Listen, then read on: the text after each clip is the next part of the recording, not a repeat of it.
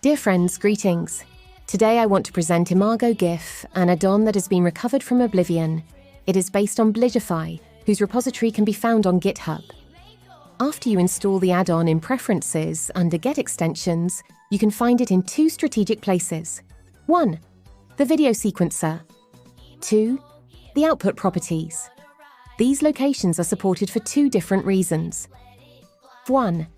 In the video sequencer, because it will make it easier when in the video editing space to render and import the GIF, whatever it is, and to adjust it accordingly without having to go to the output properties. From the video sequencer, you could manipulate the imported GIF, whatever its origin.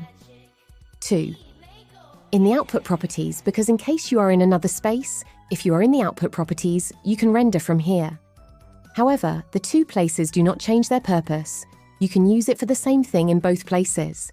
It is simply for the user experience.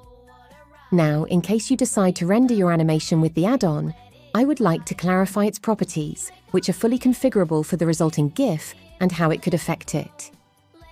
Disposal method controls how each frame is handled after displaying, or rather before displaying the next one in an animation. None leaves the current frame visible for subsequent frames to appear over it. Background fades or clears the next background before the current background, before displaying the next one. It is much better for animations, and that is why it is the default. Previous restores the previous for much more complex animations with overlapping elements. Dithering dither creates the illusion of more colors by mixing existing colors in patterns. There are different methods that offer a trade-off between quality and file size. When choosing any of these dither methods, keep in mind that it may contribute to file size and quality. I recommend going to the documentation for more information. In any case, if you choose any of the dither methods, do not forget to select the dither conversion for better processing.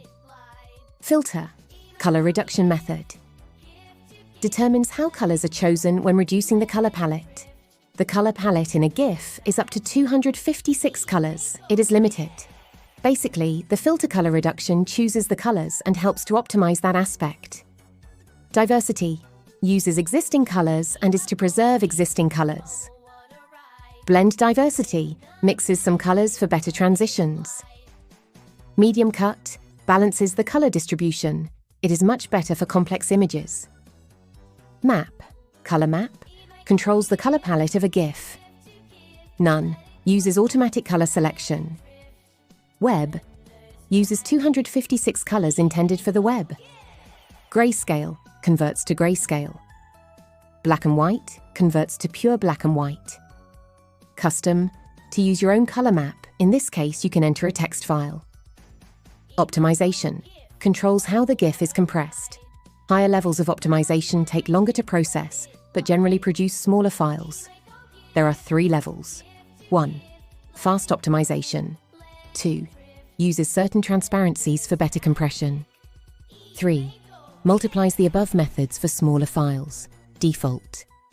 Color determines the number of colors in the GIF, between 2 and 256. Loop sets the number of times a GIF should be played. By default, it is set to 0, which means it is infinite. It will play forever. If you set it to 1, 2, 3, 4, etc., it will play those amounts. Careful. Creates slightly larger files, but avoids compatibility problems. FPS. Adjust. Tool that helps to manipulate the frames rates of the GIF animation when importing it to video sequencer. It modifies the speed of the imported GIF. If you are working on a project where you need to composite with a GIF, you will have the option if the GIF is at 25 frames per second and the animation or video of yours is at 10 frames per second, to adjust the FPS rate of the GIF to that of the video, and thus achieve a better composite. Imago GIF, GIF to GIF, let it glow, let it drift, Blender's magic. For this demonstration, I will render this scene taken from Grease Pencil Blender free samples using the default Imago GIF options.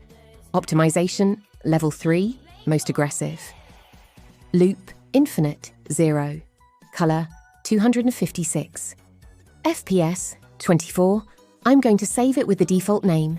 Let's start rendering. Imago GIF, GIF to GIF, let it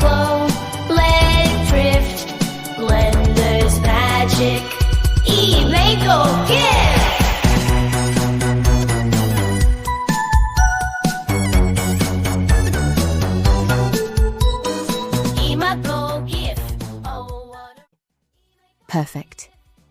Once the rendering is finished, as you can see, the mouse changes and in the background the GIF is processed, creating the GIF file in the specified path. To see it, let's go to the video sequencer. I will create a new file so we can see it better. Once here, we import the rendered GIF.